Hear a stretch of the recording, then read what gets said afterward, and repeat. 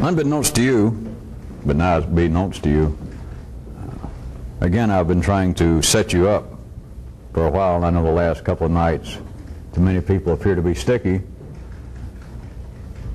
So now, part of the strangeness of this, the stickiness, either always comes first and it becomes simplistically, or not, which makes this singular. It's not at all like things work in the city. But here's where some of that was going. I gave you the harder part, so we'll look at, since we're taping this on Friday as being the weekend and everyone sort of can ease off, and I'll see if some of you don't have the opportunity to see what I was pointing at in several different directions. You recall that last time we met, I was using a phrase toward the end of the taping that sounded to be rather direct, personally intended for people involved with this, wherein I noted that a real revolutionist cannot receive pleasure from the pain, the problems, the uncertainties of others. And I expounded on that for a wee bit, and I even played around and nudged and noodled and noshed a bit toward the word pleasurable, and pointing out that many people would say, well, I don't get pleasure out of other people's ills. Now you've had 48 hours to dance around with that if you so chose, that and a few other things I'd been laying out as mines for the last week or so. And so here goes, the wrap-up for the week, the roundup, not the wrap-up, the roundup. It's right at, I can say this again in all sincerity, be sincere.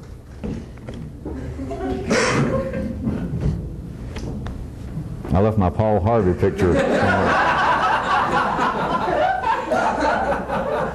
Well, anyway, I forgot how to do it. Here it is. Listen, it's just right at the heart again of what this thing is about map-wise, at least the way I'm presenting it to you, today, this part of the world, as opposed to descriptions in times past somewhere else.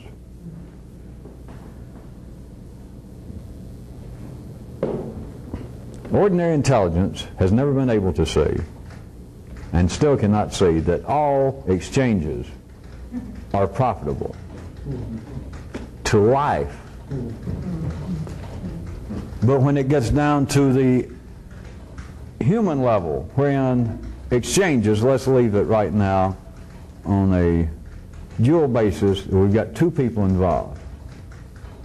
Whether there's passing strangers in the night, family members, business associates, lovers, two people are involved in any given energy exchange right now for our example. In one of those, in one of the instances of the people, there would generally appear to be a negative payoff, right? Other than if it is absolutely a case of passing people and that someone says, do you have the time? And you say 5:15. You almost paid no attention to the person who asked. You're doing something else. You just barely hear them ask. You just barely tell them, and you wouldn't know them again. Almost nothing happened. Now, other than those little ones, in any other exchange, there is a positive, apparently, and a negative payoff, a negative flow. Someone is dancing backwards. Someone loses energy. Someone gains energy in the exchange. So other than those little minor variances, which, believe me, are of no consequence, that's why they're so minor, so infrequent, so unnoticed. But everything else in life, all you got to look at is on the personal basis right now. That anything that's meaningful to you, any kind of exchange with somebody else that was meaningful, someone gained energy, someone lost energy. Right then. Right then. Thus you have in human existence, at the level of ordinary consciousness, the perception at any given time that 50% of the people on the planet feel like they have just been abused. They feel like they have just been cheated. They felt like they have just been left at the church. They felt like their foot has just been stepped on in the dance. It may only last like that. But my God, your life only lasts like that, multiplied 4 or 5 billion times. It's just that. So if it seems meaningful, you can figure half the time, operating at ordinary level, half the time you're going to feel a negative energy flow.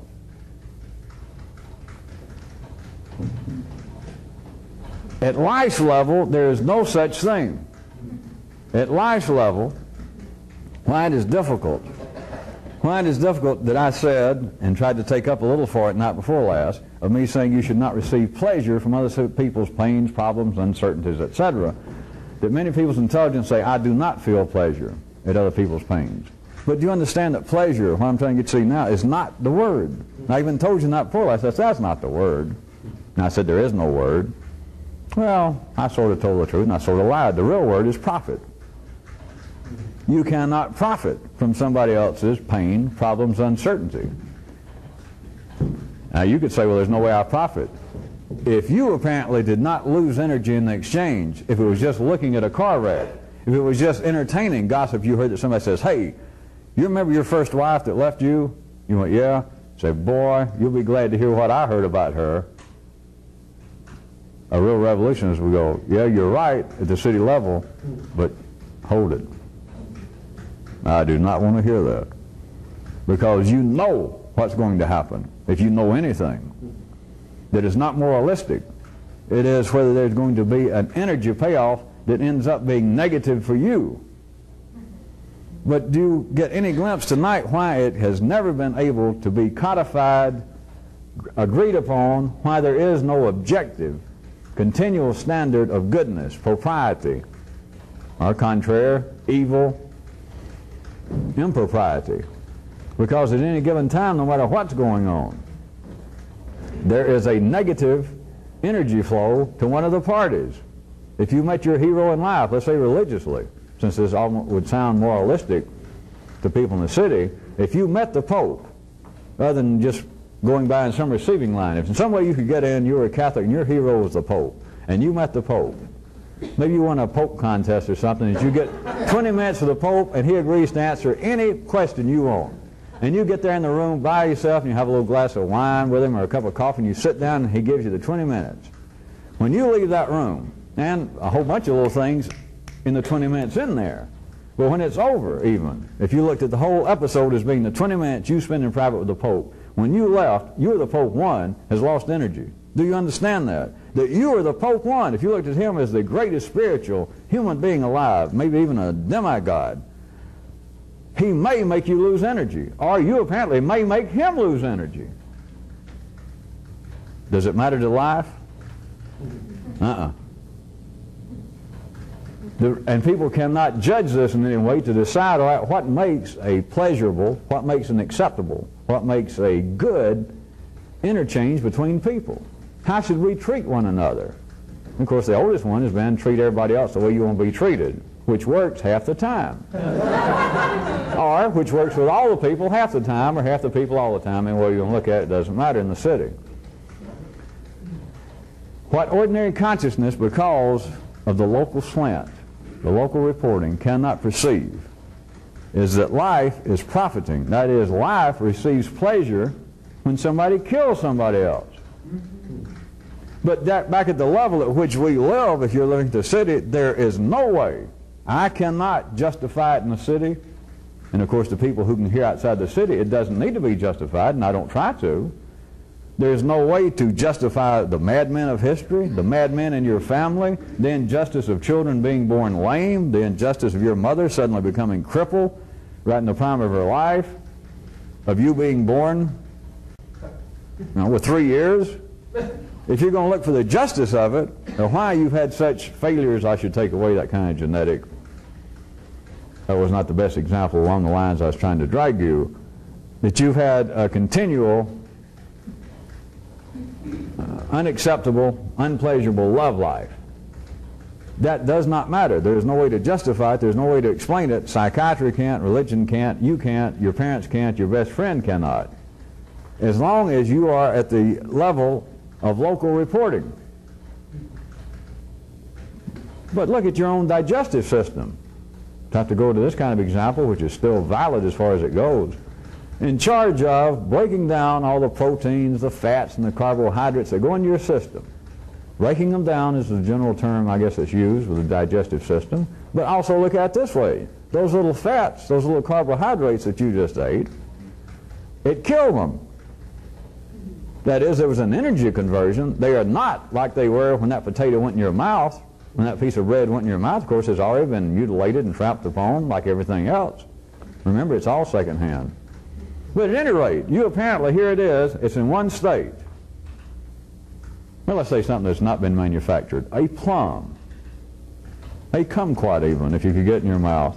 And there it is, and when you once get it in your system, you have attacked it. You have killed it. You have assaulted it. You have converted it. But, now that's a fact. I know it sounds silly, but you have killed that plum. You have mutilated the protein in it. You have assaulted the fats in it. That's what your stomach is doing. Just listen. You know what it's doing. That's what it's doing.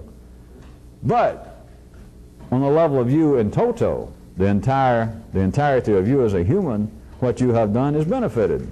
It's not a question of some morality. It's not a question of local reporting if the proteins, if the fats, and what you're eating could cry out and say, would you stop this a second so that we could speak to you on this matter of justice? It'd be what justice? Everything is just right. And you would think it's silly, assuming that even little fats and proteins and carbohydrates could speak up and get your attention. Of course, internally you might take them as being flying saucers. Think about that, turned inside out. Or they could think of you being flying saucers if you paid any attention to them. They'd think God spoke. Never mind all that. But it is not silly. Even though there's no such thing as a perfect allegory. It is not silly because you are, in parts of you, doing damage from their view. If this plum, if the carbohydrates in the plum, if the molecules now at that level were conscious like you and I apparently are, to where they could talk, they would feel assaulted. They would be facing death. You'd look at it as, well, you're going to be converted into something else. You're not actually dying, you're just going into some other state, which may sound familiar to some of you Baptists or Catholics. But as far as they're concerned, it would be, would you stop this? This is a negative energy flow for me. You know, from my viewpoint, I am about to be converted into God knows what. I don't know. But I know that once I'm right here in line, I'm going down, I'm just right there at the opening in the stomach, and those that went before, they haven't come back, and I haven't had enough time yet to find, hold some kind of plum seance to see if dead plums actually can speak to us. All I know is that my fellow plums, my fellow molecules, they went down there, and they didn't come back. So I would prefer not to go. I look at this as being a negative payoff.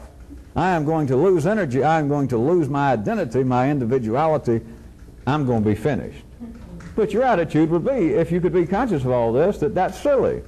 We will all be better off. You're now a part of me. You might end up as part of my brain cells. You're obviously going to feed my brain in some way. In some way. Just hold on. You may be converted into something else, and I may not have time to keep track of all this, but you will be better off. You're not dying. You're not going anywhere. You're going into me. Part of you's going to stay there for a while, and the parts of you that leave me, you're going back to the ground. That's where you came from anyway, so what are you worried about? It's better for all of us. Trust me, it's not going to hurt you. That has no meaning to a plum, to a molecule of carbohydrates or fats or anything. Yet, beyond your smiles, yet that same situation exists in that ordinary consciousness cannot perceive that life finds pleasure in all that's going on. When it does not, whatever's going on ceases. But by pleasurable, you've got to remember this. Pleasurable means profitable. And all energy exchanges to life are profitable. Do you understand that? Unless it eats something, the only way that you could say that your digestive system is unprofitable to you is if you ate poison, right? Anything else that you eat, if you can digest it, if you can assimilate it, if it is going to help build bone, marrow, enrich the blood, keep the oxygen flowing, then it was profitable. It doesn't matter that somebody says, ha, that thing you just ate, that little old pie, inside of it was broccoli and you hate broccoli. And you go, yeah, that doesn't matter. You can assimilate broccoli and use it as well as the next person. You may say, well, if I'd known that, I wouldn't have eaten it. But you understand, you're going to benefit. It's at least going to keep you alive another day. Ordinary consciousness can perceive this not at all. That everything that happens, every energy exchange that happens in life, life benefits. But when you bring it down to the level at which ordinary consciousness operates, and it's primarily always two people, then one of them, the very definition of an energy exchange, there is no such thing as an equal payoff. That would be you eating NutraSweet, I guess, trying to live off Diet Coke, where you look down and the great thing about paying your money is that it's full of nothing. That lists carbohydrates, fats, calories, and behind each of them are zeros. In other words, the only thing it has is color and some kind of flavor. But it has nothing, and you can't live on it. That would be what would happen if you could have non-negative flows in an energy exchange. In other words, life would be doing that which was moot. It would be engaged in futile acts. It would be committing a form of suicide. So whatever's going on, energy is being converted. It is being moved from one place to another. And the place from which it is moved right then, whether it lasts a millisecond or a second, that place feels it as being a negative energy flow. And there's nothing you could say to the person, the molecule, at that level. Because at that level, their perception is correct. I lost energy in this. Therefore, it is not good. In life itself, if it could be. As conscious of you as you could be in that little scenario made up of being that aware of the molecules of a plum that you're about to digest, life would say, oh, no. Don't worry about it. I know why you said that, but Jesus, have you got a parochial view of things? You know, you're engaged again in trying to put that local spin, that backyard slant on international events. You can't see the full picture. And you go, what picture? What picture? All I know is that somebody's stepping on my privates. Somebody's stepping on my foot. I'm getting cheated, and that's all I know. That's true. That's all you know. But right there again is the very heart of the difference between this kind of, I've been calling it new intelligence. I was inclined some night, looks like I'm about to do it for a second here, is to at least ask you the rhetorical question, if not comment upon it myself, of whether I should actually call this new intelligence or just another intelligence. Because if you had a 4D view of things, I could not really call it new because it's not new. But if you get into 5D reality, it's new. But it's not actually new because it's the same thing that Moses and Buddha and Zoroaster and Confucius and there was this other guy named Abe that lived near what is now Damascus, but you never heard of him. And some more of those guys. They were talking about the same thing, except what they're talking about wouldn't do now, you understand. That's why I want to call it new, because if you dug up even Abe or Confucius now and brought them here and they heard me talk, they'd go, wow. They'd think I should have stayed in the grave. Things are moving way too fast. I know he's talking about the same thing I used to be thinking about, but I'd prefer to get right back up and lay in the ground. This is just too much. It's gotten out of hand and I'm too old and I'm too tired, I guess. So in a sense, what I was going to say here for an aside, it is new intelligence because it is appropriate for right now, but the truth is it's not new intelligence. It's another intelligence. In the same way what Moses or Jesus or Buddha was talking about back then, they would have been correct to tell somebody, hey, this is new intelligence. But it's another intelligence. It's an alternative intelligence. So it's always the same thing in relationship to their city, not to our city. It's always the same thing. It's new to the city. Maybe that's why I decided I wasn't really going to spend the whole evening on it, because I figured that somebody would get up so far and you'd fail to see the other possible implications of it, and I don't think I'll pursue them. Leave it to you. But it is right at the very heart of the difference of what seems to be the inexplicable nature of life in the city, why people can't answer questions for themselves, why people can't come to any fast, stable conclusion.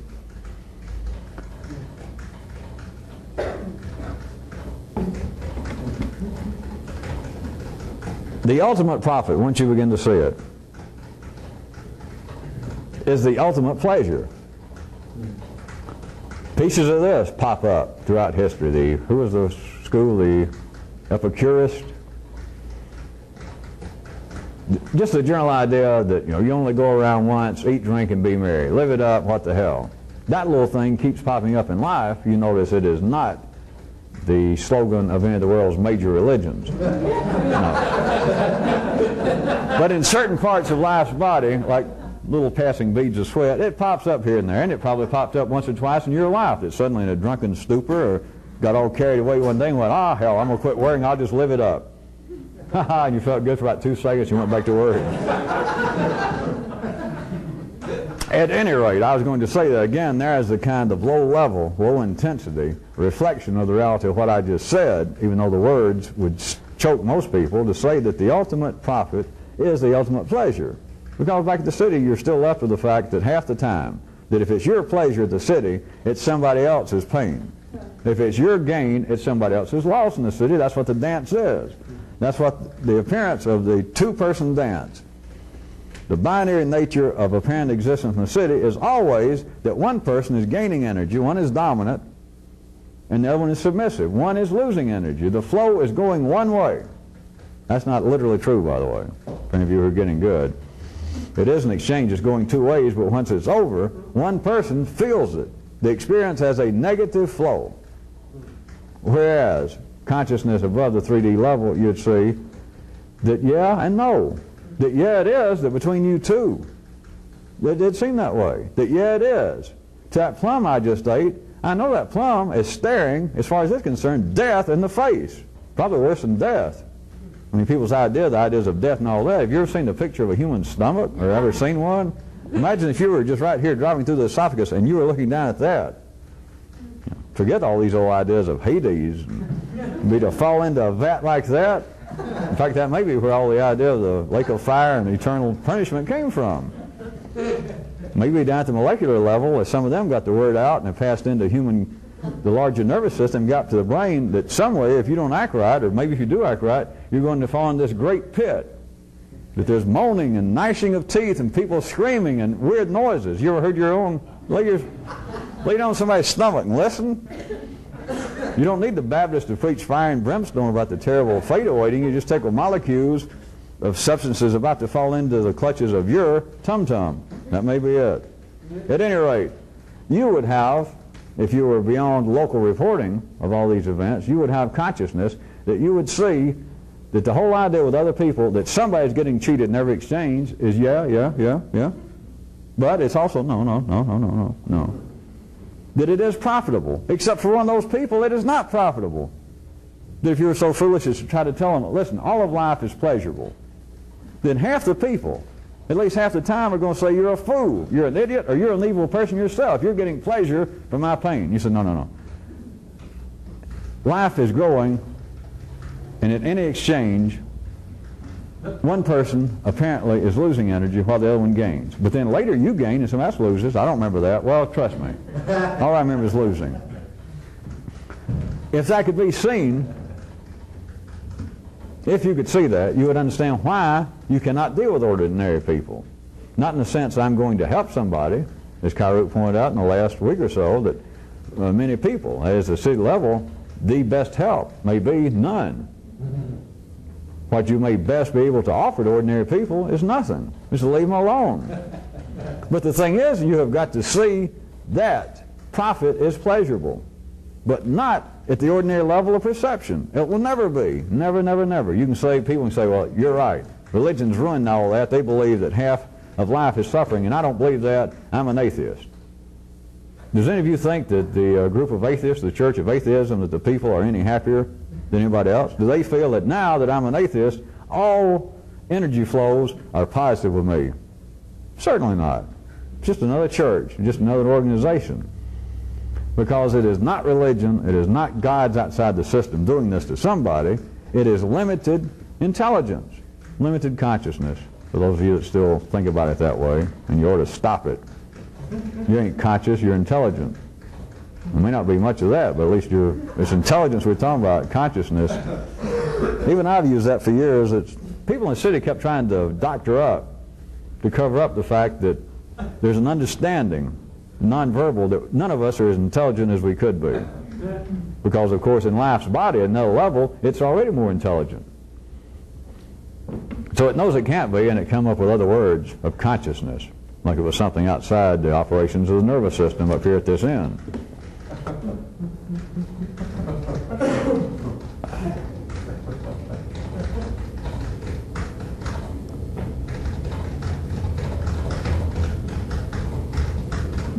Can you see, I was going to try in some more, since I already mentioned local reporting.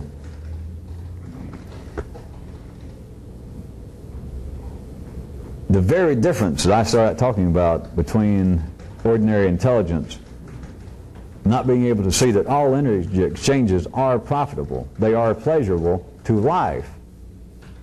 But with an ordinary slant, with a local slant on the news, that's not enough. Even if you told somebody and they say, well, theoretically you could be true for all I know, they still will not benefit from that, because they still will take all the news at a local level. It is always a matter of local reporting that they might say, all right, theoretically, I guess you could be right, that no matter what happens, life benefits.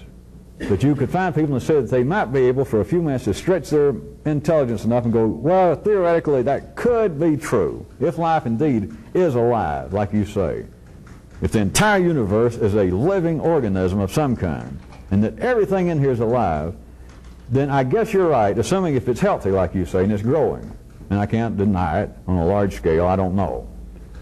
On a local level, I know it's not, because we got pollution here in my backyard and all that, and inflation's eating up my paycheck. And you say, no, no, go back to what we're talking about. And an ordinary person might say, all right, at the universal level, what little I read, I can't say that the universe is actually running downhill. I don't know. So you say that life, the whole universe is a living organism, and it's alive and it's doing well. All right, if that's true, then I guess what you're saying is correct, that every energy exchange is some form of life eating. It's moving energy around, it's circulating energy in its own system, and so all exchanges, all movements are profitable to life. All right, I guess that could be true. And of course, if I was a fool, I'd go, wow, I'm getting somewhere. Because right after that, whether they say so or not, it must go back. We're talking about international events now.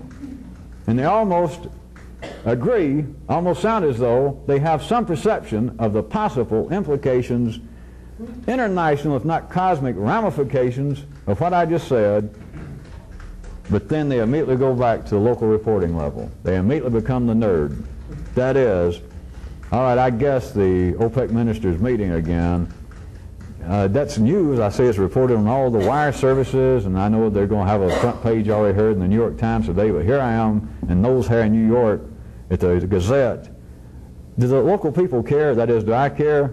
The only way you care is, all right, somebody, that guy that keeps up with this kind of stuff out in California, Lundenberg says that it's probably going to push up the gas prices here on the East Coast a nickel a gallon. Now that means something. It's going to be an energy, negative energy flow for all of us. It's going to cost us money. Now I may report it. That is, now I may think about it. Now I may be aware of it. But the only way that you think about it, the only way you report on it, is if there has got to be an energy exchange wherein somebody loses energy.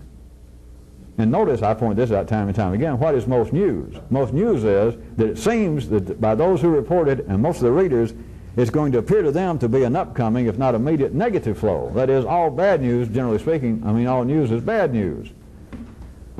So it has to be apparent to the person involved that there is going to be a local impact. That the meeting over there, the new meeting in Iran and Iraq finally sitting down together again, that maybe they'll get the cartels act back together, and no reason it's of any possible importance is our gas may go up. That is the nature of the city. That passes for being intelligent, insightful, sophisticated, etc. But do you see what I have been intending to point to for the last week or so, to tell you that that is local reporting. And local reporting will get you nowhere. Local reporting will keep you at the level that all exchanges, that is, everything that happens in life, to one of the parties, there's a negative flow. That is, something happened untoward, questionable, treasonable, if not downright evil, despicable. That's local reporting. That's the beginning of it, that's the end of it. It's a parochial view. You have got to be chauvinistic in the full sense of the word, that if it does not affect me and my cause, and of course your cause is to keep you going. If it does not affect my cause, it's of no importance. And if it does affect my cause, wait a minute, I got to make some sense out of it. What the hell do I care about a bunch of guys over there in the Middle East, half of them dressed up in sheets, and with funny names and dark skin, darker than mine, no one over there trying to put together some kind of conspiracy. Now, you know, who the hell cares, except if I got to pay more at the gas pump. It was an evil done. It is a conspiracy. It seems quite adequate. As I said, it can pass for intelligence in the city. The very thing I'm talking about that you have got to avoid, that you have got to escape, passes for intelligence, that it seems to be that a person here and there can take the plethora of information coming in all over the world and distill it in that little fine-tuned machine of their brain to where it comes out that they can stick in prime cuts and it comes out cheap hamburger.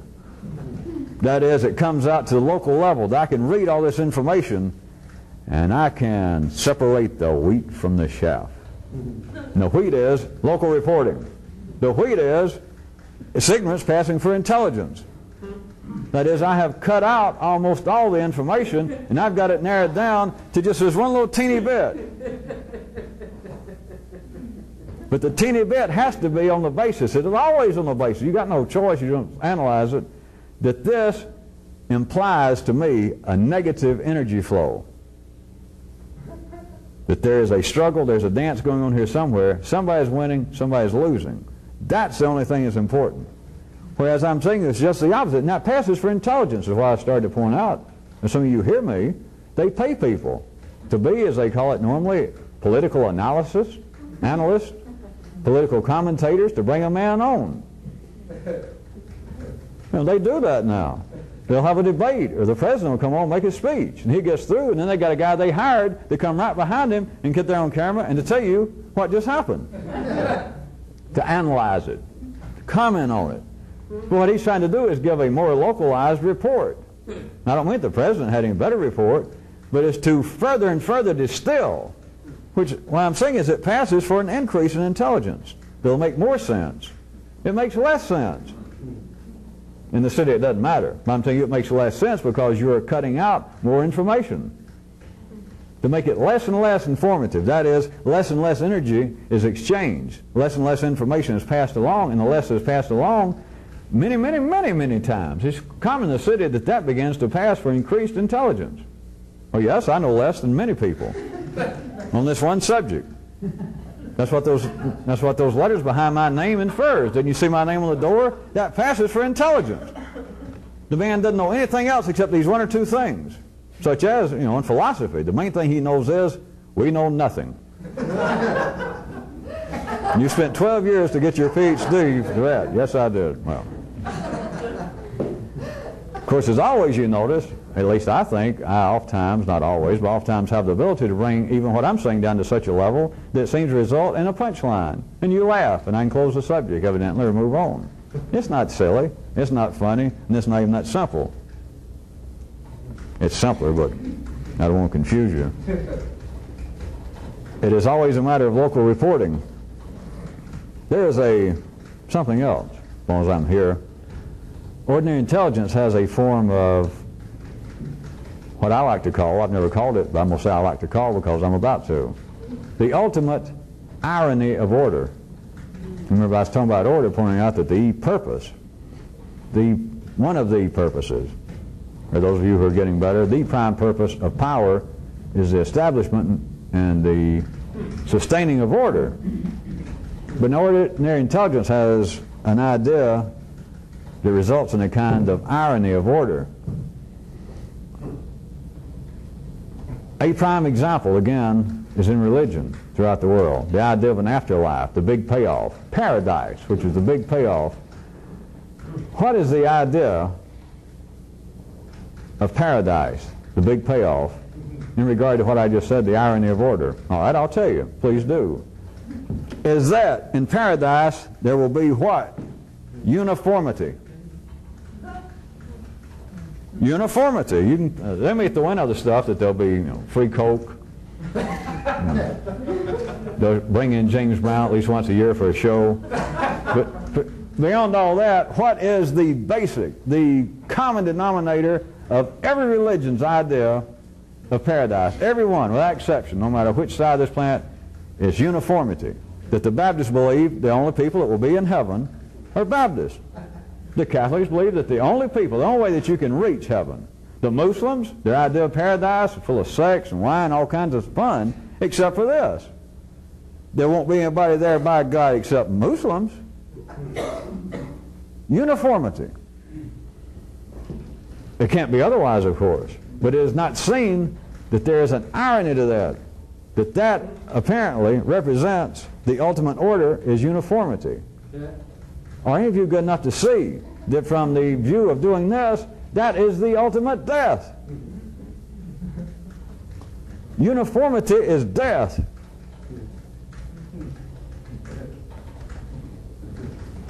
All right, some of you followed what I just said in the city, that you do see that everyone's idea, all religions, life has pushed it through man, that the idea, and I'm just using paradise, is like the ultimate payoff. But even the good times on earth, there's religious groups, those that believe that there is any purpose at all, that if you make any change in life now, and it's not all a matter of afterlife. If you said, all right, is being a Presbyterian, is it just good that when you're dead that you get a big payoff? They might say, I'm not an expert on Presbyterianism, thank God, but they might say, no. If you live and attempt to be a Presbyterian, if everybody would go by our teachings, right now, regardless of an afterlife, right now, everything would be nicer.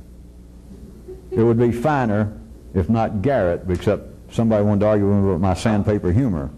So things can either be fine or garret or coarse. So, but I don't like being criticized because it's hard enough. How many people do you ever see try to make sandpaper humor anyway? So to be attacked, but at any rate, scratch all that, you people who are you people who are not into home improvements and carpentry that don't understand that. There is, on the one hand, in the city, you were following me there for a few seconds, that the idea of paradise, I just using it as I said, is the ultimate payoff, but even now, they don't look at it this way, they don't define it, their intelligence does not work on this line, but what they're talking about is the ultimate kind of order. That is, we should all be uniform, and they all have their own cause. That is, everyone, all organizations are chauvinistic. They've got their cause. They're not wrong. You got to remember this. They are serving an energy conversion for life. Life needs somewhere in itself. A bunch of Presbyterians. Over here he needs a bunch of Baptists. Right below him he needs some Methodists real close to him. Needs some Irish people over here. Needs some Anglo-Saxons, now known as the British. He needs this. Life needs this. And yet in the midst of that, at our level, because of the needs that man is serving, and as I've already pointed out to you, there is a need continually for order. Got to be. But then what does ordinary consciousness see as being the ultimate form of order? Is uniformity. Because I said, pushing it to the extreme, ordinary intelligence sees that as the ultimate payoff. When you've done all you can and you are now in the presence of the gods, in paradise, the big payoff, how can we describe it? What one thing would describe all paradise sees? What will it be? Well, there's one thing for sure. It'll only be our kind. That is, it will be uniform. Turn the tape over. Remember where we were? That you could see. Using my sketch, you can see that it is a correct template for what's going on in the city, the ordinary intelligence. That the ultimate form of order in the affairs of man is uniformity. That is, when it's taken a little bit further, that is one of the attacks that certain parts of life's body makes on other parts by accusing these other parts of being cults, being fanatical groups of people that, again, even their attackers do not analyze it or see it in this way. But what is going on is this one group, some established religion, is attacking somebody else for being a cult, some fanatical band of apostates what they're accusing them of, without using this term, is you are carrying uniformity too far. You're trying to turn people into blind idiots, to servants who will question nothing. But what they're saying is that from our particular view, from our local view of reporting over here in Catholicville, or Protestantville, you people are going too far with the uniformity. And yet the fact remains, to ordinary intelligence, the ultimate form of order is uniformity. But notice I said that I was calling it the irony of order. Because from our view, once you begin to see this, uniformity is the death kill. You're done for. There is no uniformity. Everybody does not turn out to be a blank. But in the city, if everybody involved with some organization is not going to, by and large, if there's not even a possibility that we're all going to end up and be a blank, what the hell's the use of doing it? And in the city, the answer is, well, none. You're right. Maybe I won't eventually become the world's greatest example of a white Protestant male, or a female black Muslim, or a half and half member of the Loyal Order of Elks. I may not be, but by God, there's got to be the chance. There's got to be this possibility. And the organization says, yes, there is. You're starting a little late in life, and you're the first woman we've ever let into the Loyal Order of Anteaters, but the Supreme Court says let you in, so. But do I have a chance? And the feeling has to be that, yes, there is a chance that I can finally become uniform. That is the feeling of the ultimate order. If I could just be a real Catholic. Now, I've strayed from the church, but by God, and I've made jokes and such, but in my little heart of hearts, I know if I could actually be a good Catholic, all my problems, what seems to be my social problems, my sexual problems, my financial problems, if I was actually a good Catholic, there's no doubt. And of course, a priest will support that if you ask him. I bet if I was a good Catholic, I just know it, these other problems would become of no consequence. They'd probably disappear. What they're saying is, if I could join in some kind of uniformity, the possibility is there, if I could just do it. Uniformity at that level, in regards to this kind of, let us go ahead and call it again, a kind of mutant activity in life's body. If it was uniformity here, you are dead. Rather than me just make that dogmatic statement, again, I can pull out examples of what's going on simultaneously in life's body. With all what I've just pointed out about how things appear to work in the city, there are examples of what I'm talking about going on in life that's observable. It would seem to be in conflict, opposition, too far removed for local reporting, but here it is. Right now, and it's always been true, but right now, those areas in life's body apparently out there, let me get back to the political examples apparently. Those areas, nowadays commonly referred to as Marxist socialist countries, societies, the ones where, what little comes out, I guess still the worst in Europe now, is Albania supposedly. But still you can see it coming out of Poland, you can see it coming out of films of Czechoslovakia. It was real prevalent, all of you should have seen the couple of decades right after World War II, these countries that fell under the sway of the so-called socialist, Marxist movements, and they rebuilt the cities. They almost uniformly painted the damn cities gray. You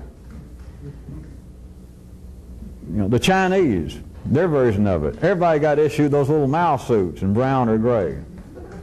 They wouldn't allow billboards. You understand what I'm saying? Is the pictures of those countries, they would show movies. Somebody finally bring a movie in the 1950s out of Budapest or out of Prague, and you look down the street and you think, Jesus, just looking at this, I'm almost having the terminal blues. How could you live there? It's all these people dressed up and they almost look the same. The only thing out on the streets at all are signs preaching what? It may say you support the revolution, all that. It's preaching one thing, unifucking-formity. Order. Which was not that surprising after the apparent external 3D chaos that Europe, Eastern and Western Europe, had just gone through, with the big one, WW2. But can you smell what I was talking about in another context over the last 2 days? that they are dying. That is, it's not going anywhere. But many of those countries, the people, many parts of life's body, right then, post 1947, 48, well into the 50s, into the 60s in some cases, they're still waving flags, they're still turning out propaganda saying this is the way to go. Mao almost killed, almost choked a whole nation. Now, I'm not you people coming by for your first time on a tricycle. I am not really talking about political things. I'm using these as parabolical springboards. It's in here that all this is actually going on. But back to what I was saying, from an external view, Mao almost choked off the largest country in the world by saying, all right, everybody has got to be like this. Of course, he also did, once I started this, what I told you not before last, can't be done in combining the two. Then he went through of trying to turn loose with a let 1,000 flowers bloom, that we can have different variations of the revolution. And suddenly there in midstream, in his case, way down the stream, for him physically, the years of his body and the years of what had been going on there, he turned them loose, and in 2 or 3 years, the revolution within the revolution not only almost killed everybody again, it killed him. And right before he went, well, let's go back to what we were doing. Everybody put back on the same clothes and forget all this, let 1,000 flowers bloom. I was wrong. We're all getting hay fever and we're dying. But that was an aside to an aside. What I wanted you to see, surely you can smell this. It's got nothing to do with politics. It's got nothing to do with your political leanings, because if you got any leanings, you deserve to fall over anyway. But you should be able to see in those countries where uniformity is preached, that kind of socialist system, you should be able, even by film, just sit there in your lazy boy watching TV that far away, you should be able to smell that that place is dying because of uniformity. Now it carries too far, and it begins again to chaos, which is what a lot of the world now accuses the Western world, specifically the United States, that it's almost dangerous to walk in the streets. We almost have no order, which may or may not be true. But the thing is, where has all of the three-dimensional progress come from? Not from places that had uniformity. It was places that had a great deal of three-dimensional freedom. That is, they did not preach uniformity. The United States, when it was set up, was the epitome. There'd never been anything to approach the non-uniformity. It was, for hundreds of years, there were no custom agents. Ellis Island wasn't open. If you could get in a boat and row your way from wherever, from Italy, Spain, Ireland, and the Indians didn't get you, or the insurance salesman weren't waiting on the beach and drive you away, you could get in and come in, and you were there. There was no uniformity. To call yourself an American was, to say nothing. For hundreds of years, it was like, well, I'm here with the rest of you here. What are we? All right, the point is, uniformity at certain levels, even in the city, like everything else, once it goes so far in life's body, uniformity is death. And yet in the nervous system, the dream is just the opposite. That paradise itself is dreamed of. What will get us out of this terrible place where chaos is always nipping at our heels and it's unsafe to be on the street is I want to die and go where Jesus lives, as they say in the South. Go and live with the angels. Go and live with Allah. And what will happen there? Uniformity. Of course, they might say, well, serenity, peace, and all that. Now, come on, tell me, where are you getting that? Get out your thesaurus, keep going down that list. You'll get to it in a minute, and they'll go, order? I said, you're getting closer. Uniformity. You're getting closer. Keep going. If you had my kind of thesaurus, somewhere down there at the bottom, the final word would be death. That's what it is. Again, for anybody that needs any more, I know you don't need reminding, but why this is so hard, this kind of activity, the level at which I'm operating, is, to say the least, so hard to find in history. Because the very thing that people would want to join up for, they don't analyze it. And I know plenty of you, every time new people come in, some of you will write me notes for a long time, and I try to take up for it in the beginning to point out that I'm not going to turn you into anything. I'm not even going to try. And if I could, you don't belong here. But still, I'll get notes. I get looks from some of you people and write notes about, well, you said so-and-so the other day, and I've been watching these tapes up in New York or out here in Modesto. And I want to tell you, you don't scare me yet, but I want to tell you that I have a steel will. And for years I prepared myself to run across somebody like you, because you're not going to seduce me and turn me into some kind of blind slave to you. How dumb does somebody have to be to hang around this for a little while and still suspect? All right, when are you going to try? When are you going to try so I can flex my muscles and show you that I won't give in? When are you going to try? How long are you going to believe that I might try? But the thing is, you understand at the ordinary level, there is already built into people the propensity to do that, even those who show up somewhere and say, wait a minute, now I might come around here and try to partake and benefit in whatever way I can, but I'm not going to shave my head like the rest of you and put on a uniform or do whatever it is. In other words, I am not going to become part of this order. That is, I am not going to become uniform with the rest of you people. But when this is really operating, there is no uniformity. Those of you that have benefited the most, are you now any more like somebody next to you than you were? Or you're more like me? Well, that's not a good thing, to use an example. Oh, all right, yeah. Are you more like me? Hopefully not. That didn't make any sense, but I already started it, so I went ahead and finished it. Untangle it yourself. Do you feel as though you're being any more suited up for a uniform? Not just physically, emotionally, intellectually, in any manner. And the answer is no. You feel like, probably most of you had to analyze it, were it not, I'll use a city term, were it not apparently for the force of my personality and whatever it is I know, this whole thing would fall to fucking part, wouldn't it? Because there is no uniformity. Now back, realize all this is going on in life's body. But the parts of this of which people can become aware is going on only in little small pieces of life's body. Very few people. But it's going on that it is already built in that the whole field, the way people think, that their field of seeking a final solution to everything, a paradise, the ultimate payoff is uniformity. When simultaneously, even as I said at the 3D level, in those countries I mentioned, where life has tried things, even there, it's not true. If they could see, there'd be a message there that uniformity is not the payoff. Uniformity does not produce growth. Uniformity is a form of a negative payoff.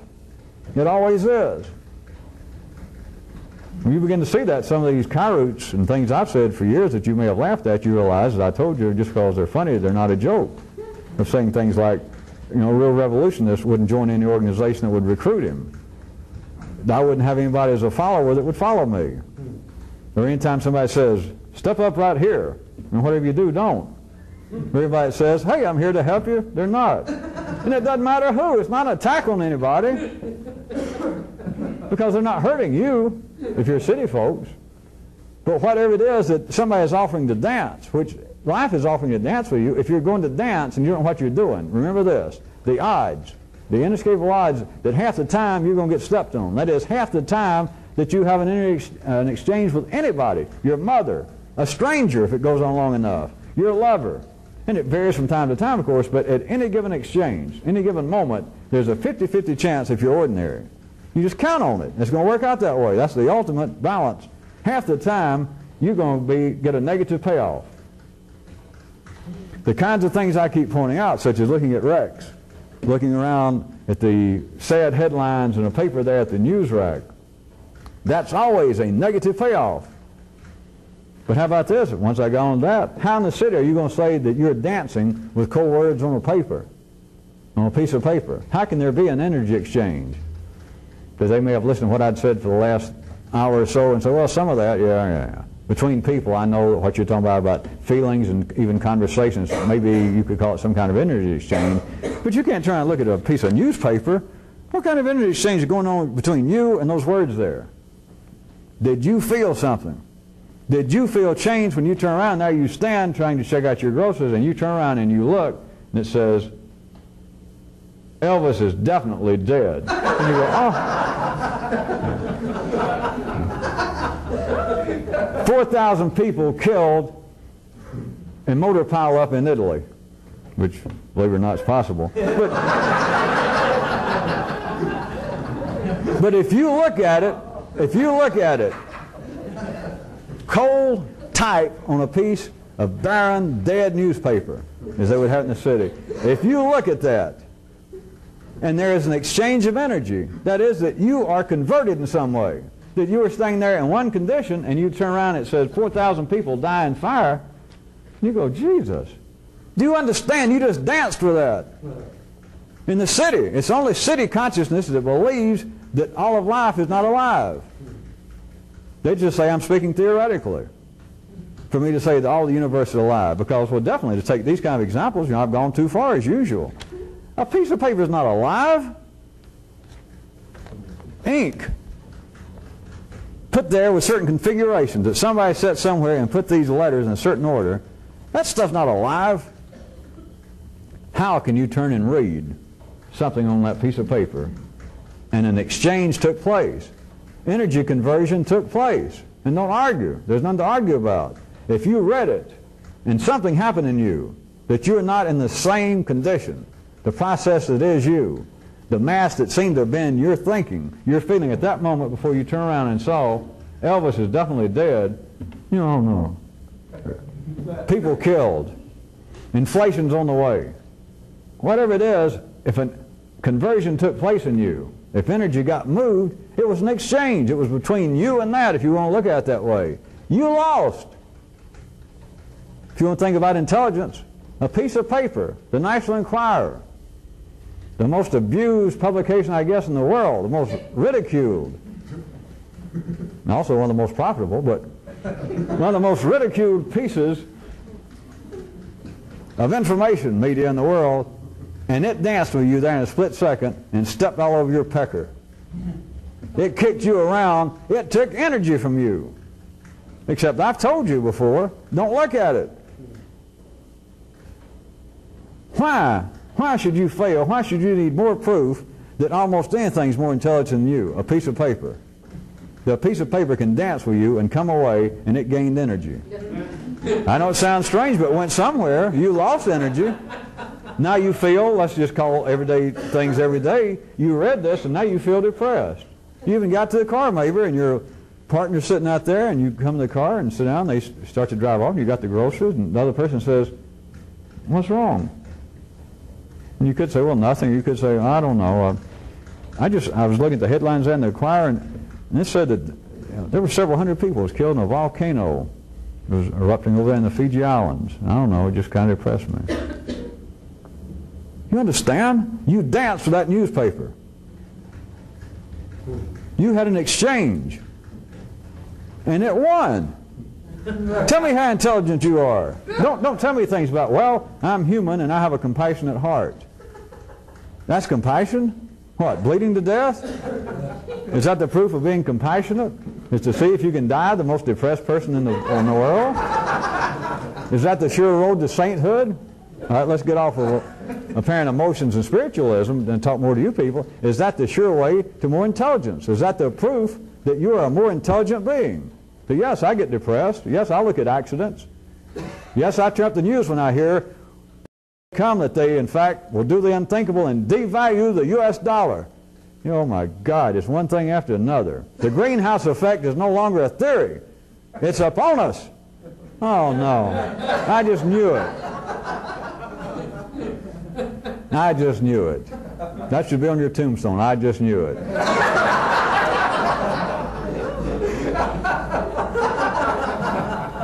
Of course, everybody has an evil twin brother tombstone, and it would say, you didn't know shit.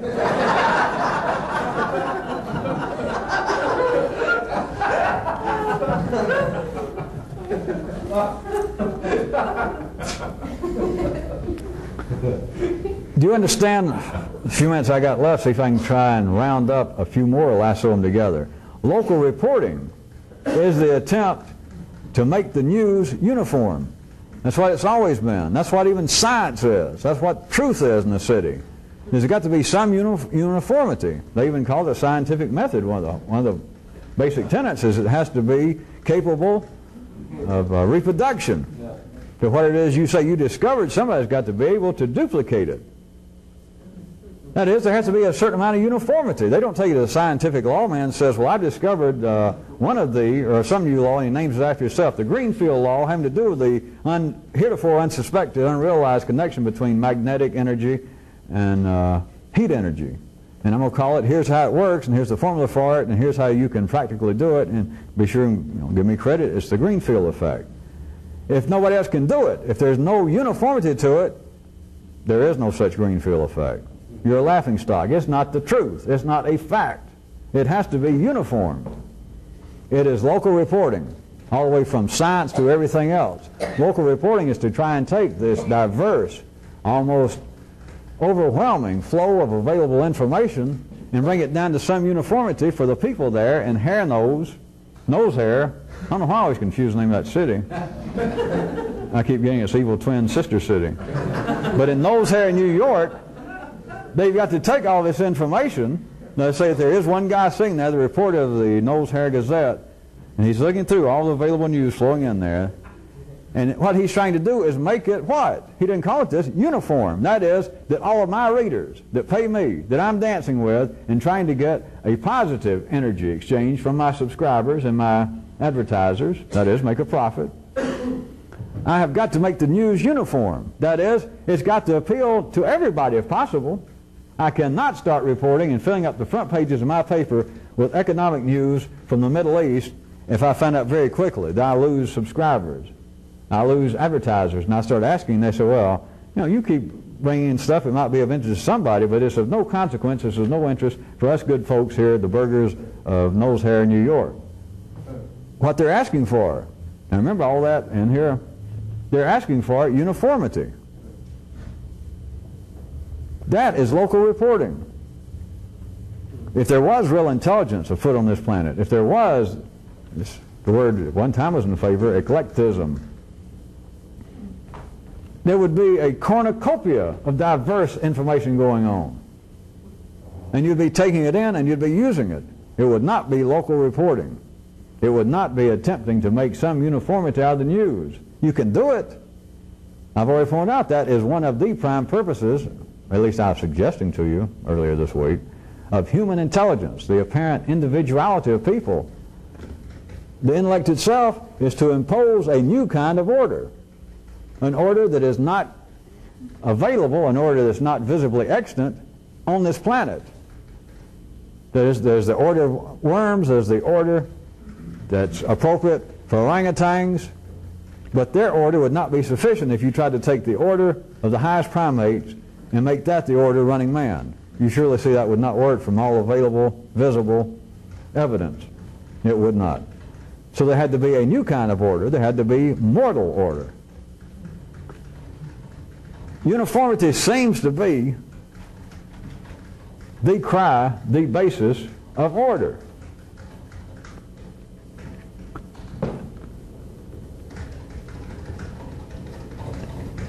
It is all a matter of you taking it as being local reporting, of taking everything that comes in, and it must be I-centered, or it's of no consequence.